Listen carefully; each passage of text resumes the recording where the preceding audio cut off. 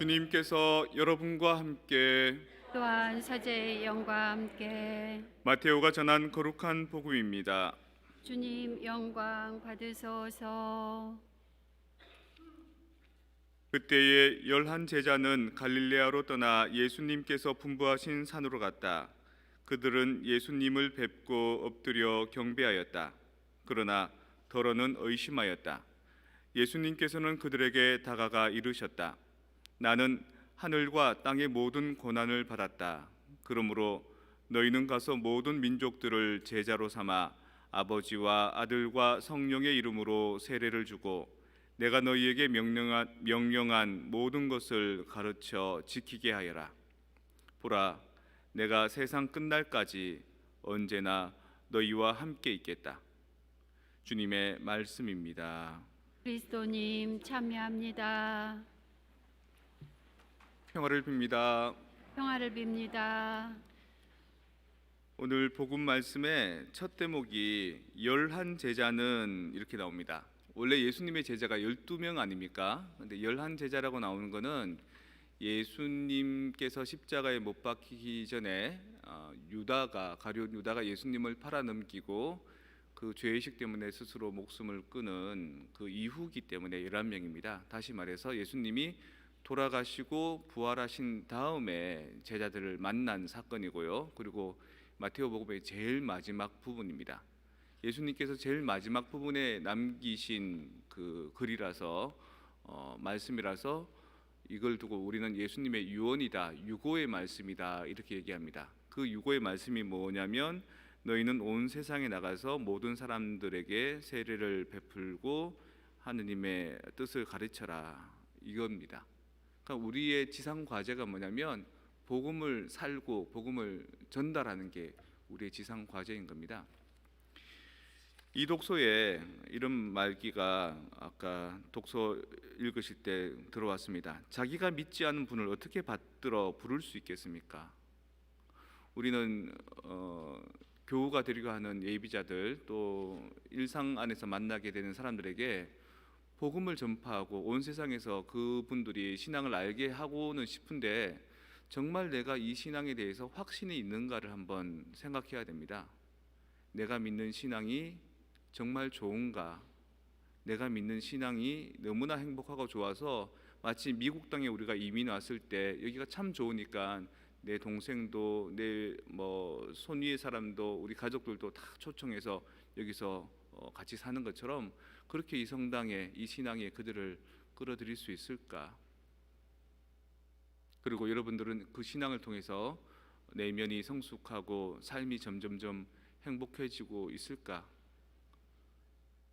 그게 아마 없다면 자신 있게 사람들에게 성당 다니자 소리를 못할 겁니다.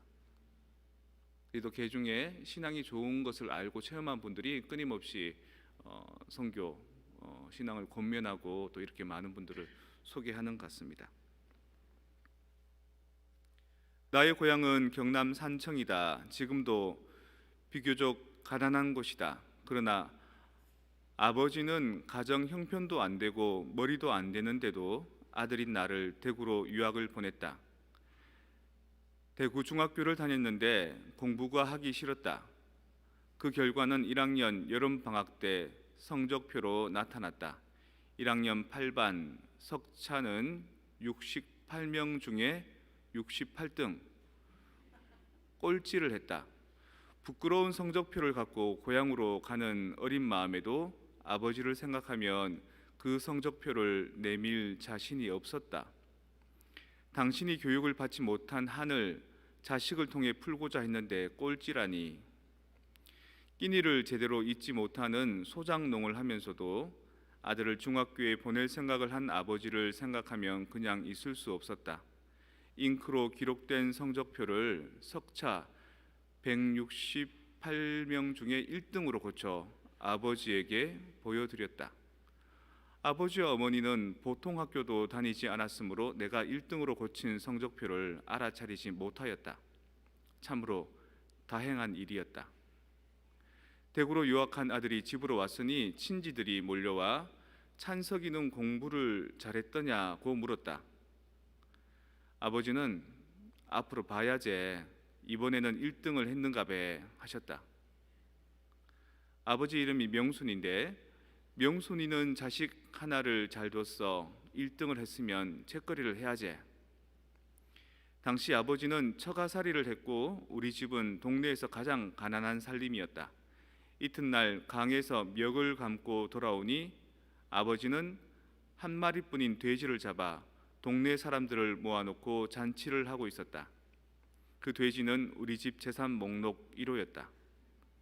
참으로 기가 막힌 일이 벌어진 것이다. 아버지 하고 불렀지만 다음 말을 할 수가 없었다.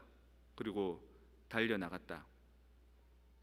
그 뒤로 나를 부르는 소리가 들렸다. 겁이 난 나는 강으로 가 죽어버리고 싶은 마음에서 물속에서 숨을 안 쉬고 버티기도 했고 주먹으로 내 머리를 내려치기도 했다. 충격적인 그 사건 이후 나는 달라졌다. 항상 그 일이 머리에 떠올랐기 때문이다. 그로부터 17년 후 나는 대학 교수가 되었다.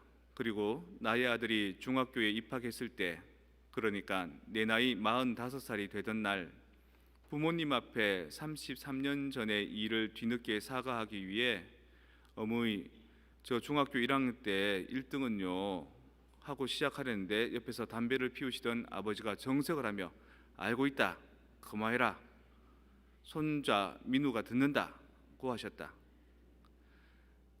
자식의 위조한 성적표를 알고도 돼지를 잡아 잔치를 하신 부모님의 마음을 박사이고 교수이고 대학 총장인 나는 아직도 감히 물을 수가 없다. 경북대 총장이셨던 박찬석 교수님 글입니다. 이분 나중에 국회의원도 하셨고 그렇습니다. 만약에 이분에게 거짓말했다고, 속였다고, 꼴등했다고 야단쳤으면 어떻게 됐을까요?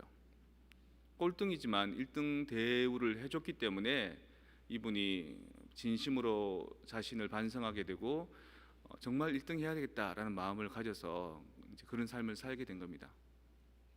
하느님께서 여러분들을 몇 등으로 대해주십니까? 항상 1등으로 대해주십니다. 내 눈 안에 넣어도 아프지 않을 내 귀염둥이, 내 사랑으로 여겨주시는 겁니다. 근데 우리는 그럴 사랑을 받을 자격이 있나요? 우리는 꼴등입니다. 신앙이라는 것은 내가 삶을 잘 살아서가 아니라 내가 뭔가 선택을 잘해서가 아니라 나는 아무것도 모르는데 철부지 어린애 같은데 그분께서 나를 선택해 준 겁니다. 그래서 당신께서 직접 나를 부르시면 내가 놀라 까무러질까 봐 주변 사람들을 통해서 내 품으로 오너라 라고 불러주셨고, 또 그런 주변 사람의 목소리가 일반적인 목소리가 아니고 하느님의 부르심이란 것을 뭔가 몸으로 느낀 분들이 말로는 표현하기 좀 애매하지만 이렇게 이 자리에 오신 겁니다. 그래서 지금은 잘 모르고 어색하고 미사 때 일어났다 앉았다도 힘들고 성당을 잘 몰라서 내 자리가 어딘지 몰라서 쭈삣쭈삣하지만 여기 있는 교우분들이 이분들을 1등으로 대접해 주셔야 됩니다. 이분들의 삶이 혹시 삶의 꼴등을 살았다 하더라도, 삶이 부서지고 망가졌다 하더라도 여러분들이 이분들을 1등으로 대해주시면 이분들 그때부터 하느님의 사랑받는 눈 안에 넣어도 아프지 않을 내 사랑, 내 귀염둥이가 될 겁니다. 그리고 이분들은 여러분들을 1등으로 여겨줄 겁니다. 여러분들도 신앙생활을 이미 시작했지만 부족한 것도 많고 잘못된 삶이 많은데 이분들은 그걸 모르고 여러분들을 먼저 신앙의 선배로 알고 여러분들에게 말을 잘 듣고 여러분들이 이끌어준 대로 잘 따를 겁니다.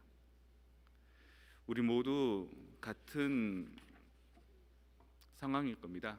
하지만 똑같은 인간적인 한계를 갖고 있음에도 불구하고 하느님께서는 우리를 1등으로 여겨주시고 나를 통해 사랑을 베풀어 주셨기에 그 사랑이 너무 복에 겨워서 다른 사람에게도 그거를 나누려고 하는 그 마음, 그게 정교의 마음이고 선교의 마음이 아니겠습니까?